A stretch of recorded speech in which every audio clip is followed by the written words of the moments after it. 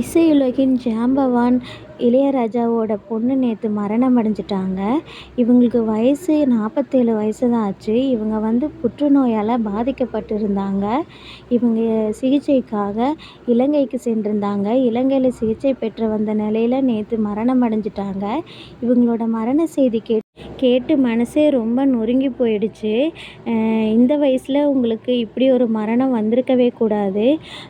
47 வயசில் இப்படி ஒரு மரணம் கேட்கும்போதே மனசு கஷ்டமாக இருக்குது. உங்களோட இனிமையான இந்த வாய்ஸை இனிமேல் கேட்க மாட்டோமா அப்படின்னு நினைக்கும்போது மனசு ரொம்ப வருத்தமாக இருக்குது.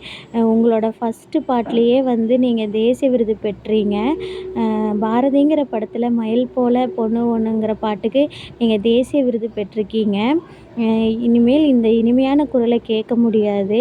உங்கள் குடும்பத்துக்கு ஆழ்ந்த இரங்கலை சொல்லிக்கிறோம். ராஜா சார் இதை எப்படி கடந்து போவாருங்கிறது தெரியலை. ஆனால் நம்ம யதார்த்தத்துக்கு பழகிக்கணும். Rest in peace ma'am.